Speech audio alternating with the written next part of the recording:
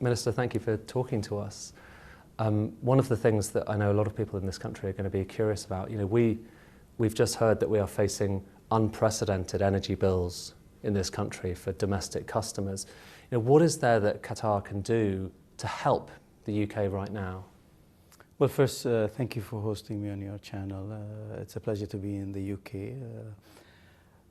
You see, if you look at the energy crisis and what's happening around the world, this started really many months or even years, I'd say, before the Ukraine crisis. So really before Russia and Ukraine? Yeah, definitely before that. I mean, if you look at what happened with the transition and the discussion of the transition, a lot of companies in the oil and gas sector did not invest in oil and gas, especially in the gas sector. So that was much needed. But if you look from 2015 until now, year on year, there has been a 20% reduction in capital expenditure.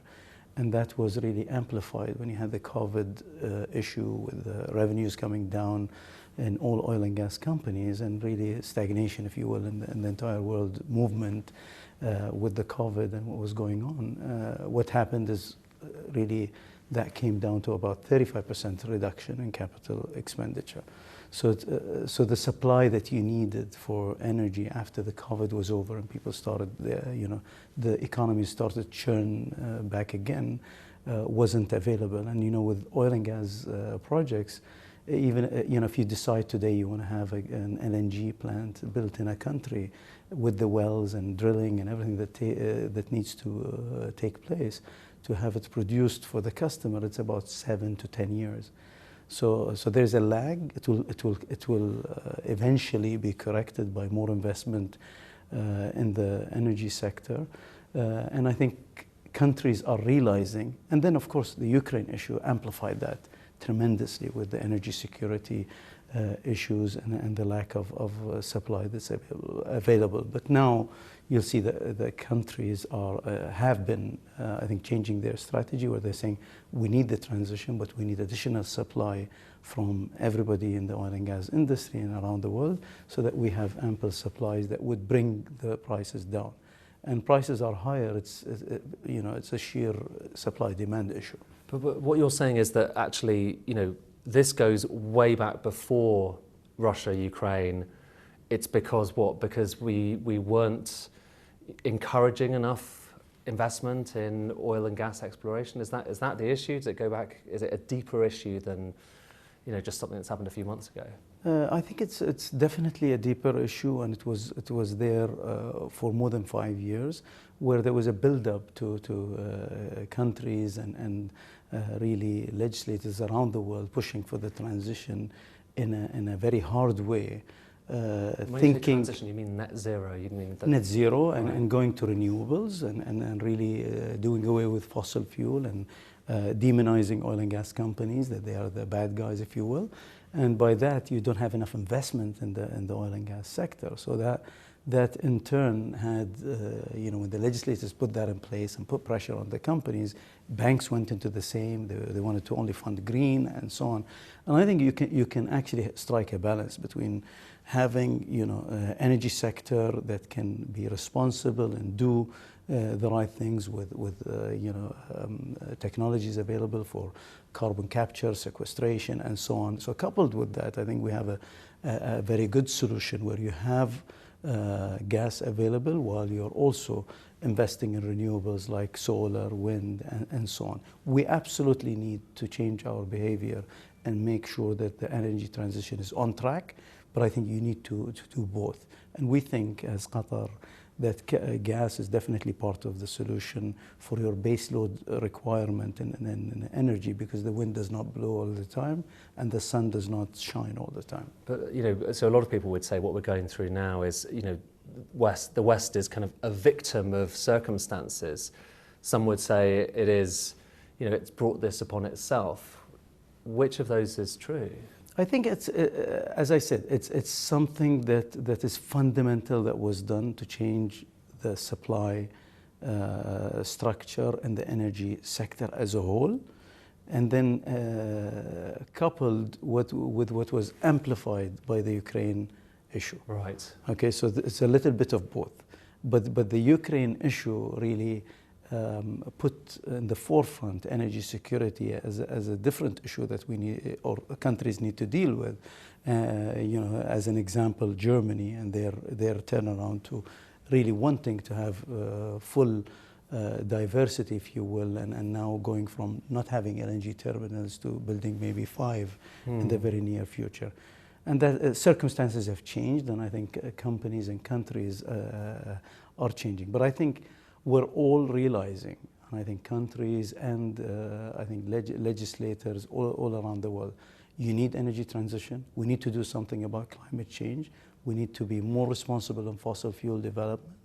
But we need fossil fuels, and we need them for a very long time. And gas, especially, is going to be part of the base load that you'll need for many years to come.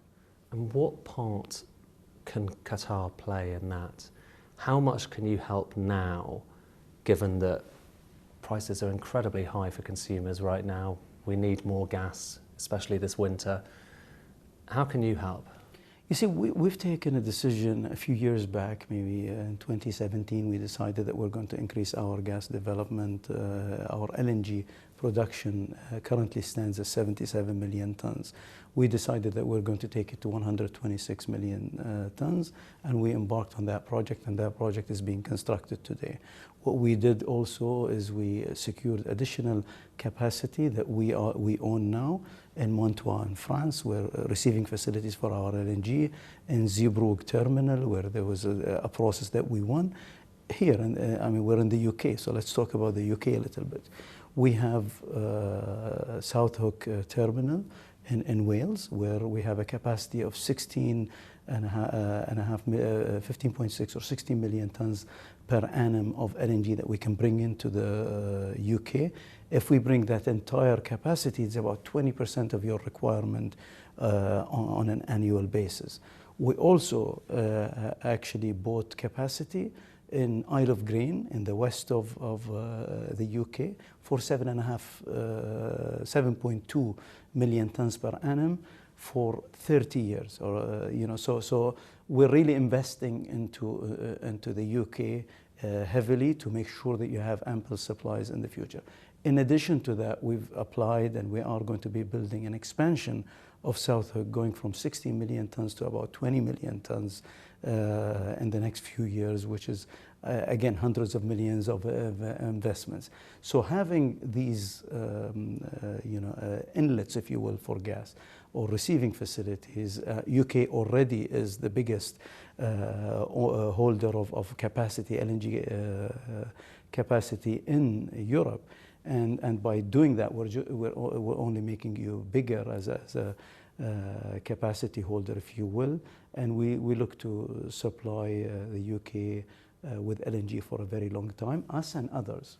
But this is all quite stuff that understandably takes quite a long time to build and to get up and running. Is it just pragmatically quite difficult to suddenly turn the taps on? Does it work like that?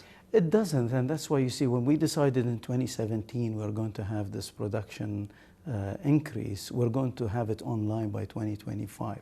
So right. It takes time to build. But we took the decision before anybody was even thinking about this. And so we had the foresight, I think, in believing that there is going to be a supply shortage. Anybody, could tell you it could be 2025 or 2030, but we took the decision, we invested. In addition to volumes that we're going to bring in from Qatar, we also have a project in the US, which has 16 million tons per annum of supply capability that will come online actually ahead of Qatar in 2024. That is also destined for Europe. And how does it feel having had a good few years where the message you were getting from Europe was actually you need to cut back on fossil fuels, and now suddenly everyone here wants to talk to you and they want you to be pumping more gas there. Yeah. How does that feel to go from one extreme to the other? I think everybody had hopes with good intention and belief that they can go into a transition in a much more expedited way. And I think in reality what they saw is year on year they can't increase that capacity of wind, solar and renewables in the pace that they thought they could. And I think with good intentions, that was the objective, but I think they couldn't achieve it, and it's difficult to achieve exactly what they thought they could achieve. Technology improvement is going to have us do much more. I mean, hydrogen is in its infancy, but we need to learn much more, and hydrogen is also going to be helping. We need all kinds of energy sources to pitch in, if you will, for us to grow as a humanity. But gas is definitely a big part of the solution. And as I said earlier, I mean, wind does not blow all the time. Sun does not shine all the time. Definitely here in the UK, it's not going to shine all the time. In Qatar, 365 days it would shine. So everywhere is different and everybody is unique. But I think all of us collectively working together with gas as part of the solution, I think is the solution for the long term. And gas, and again, you're being quite diplomatic, but I know that there are people certainly within the oil and gas community who feel frustrated that there were quite strong messages. Also, the cost of capital kind of has been going up because of this movement to ensure that we get to net zero sooner. So, do you feel somewhat frustrated about having been sent mixed messages? One thing one year, the other next year? No, actually, maybe you think I am being diplomatic, but actually I'm not. I mean, that's my view. But if you talk about the net zero part of it, okay, that's where I think a lot of people were saying, I'm not a native English speaker, but when you say I will achieve net zero, it means you have a plan, a budget, and you will achieve it. The majority of the countries that have announced net zero actually aspire to, have a plan to hopefully achieve. But will means you have a plan and you have a budget and you know how you're getting there. If you ask the majority of the countries, they will tell you, we will get to a certain percentage of that by 2040. And then technology improvement hopefully will get us to net zero by 2050, which means that they are just saying what is right or politically right to say, but they actually don't have a plan. I mean, how does that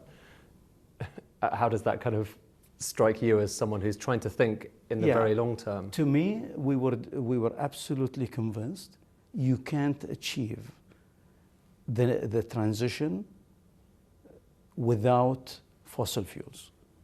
And the best fossil fuel available to mankind is gas. And that's the cleanest.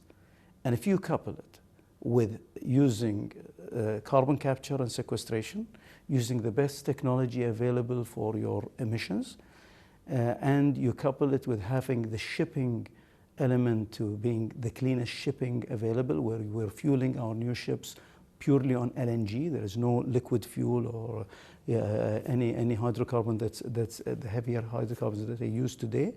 And ensuring that we also use part of the power that's used for our LNG uses solar in our back in Qatar. In addition to that, we're helping humanity overall and people that buy our gas to get rid of coal and liquid fuels.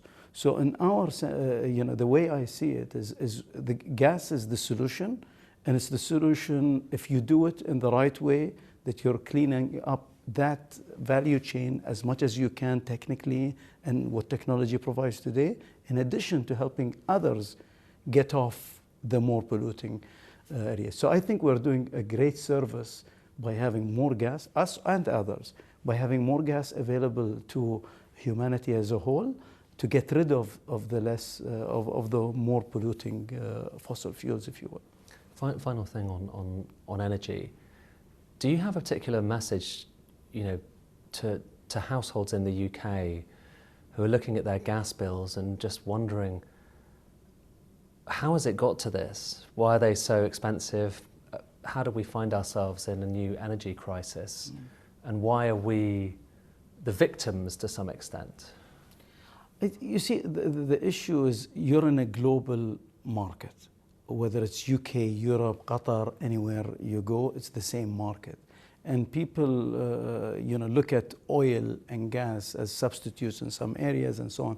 But overall, everybody, whether it's in the UK, it's in US, it's in Qatar, they're paying roughly the same thing. It's just logistics are different. So if you look at continental Europe today, the spot price gas is much higher than UK. I know. Okay, and the reason for that is you have a lot of inlets for gas, and you have an interconnect, and you have pipelines coming from Norway and so on. So you And we have your LNG yeah, coming to us. We have our LNG, our and others LNG that come to you. We're happy to serve this market, but at the end, it's because you have all that gas that's available. If you look at Europe and why it's higher, they don't have enough terminals that are built.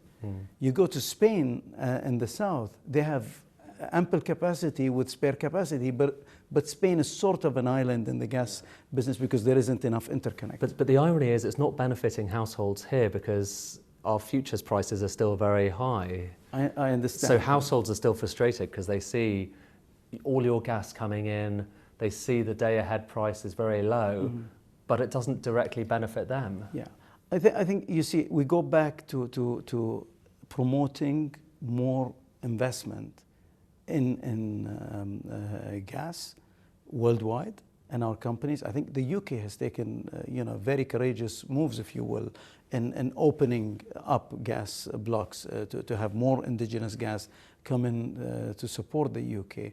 They're working on hydrogen, they're working on renewables, you have wind, you have that. So you're in a better shape than a lot of other countries, in my view.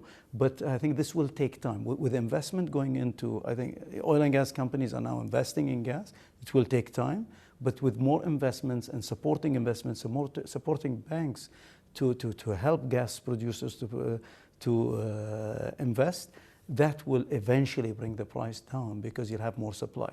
Unfortunately, it's a little bit painful because it will take time, amplified by the Ukraine issue. Right, but you're ready to help. We're absolutely ready. I mean, the UK is a very important country for us in Europe, and we will definitely do our best to help. Final question I have to ask you, because it's the World Cup coming up. A lot of people looking at Qatar, also reading stories about how open you're going to be welcoming all sorts of people of different sexualities, different cultural backgrounds. How open is this World Cup going to be? Qatar is a country that has 300 people living in it. The Qatari, native Qataris are about 300,000. We have nationality, more than 150 nationalities that work with us. They work in harmony with all of us in Qatar to develop our country in different sectors, whether it's oil and gas or other sectors. It's the safest country in the world by as far as actual safety of people walking around, and this is well known. It's a welcoming culture where we welcome everybody from all religions, all walks of life, and everybody is welcome no matter where they're coming from, what their allegiances, what their preferences are. They're all welcome to Qatar, and they can come and enjoy the World Cup and also learn about our culture and learn about how what our traditions are, what's our religion, and so on. But everybody is welcome, and we don't have any kind of discrimination against anybody. Everybody is welcome to Qatar.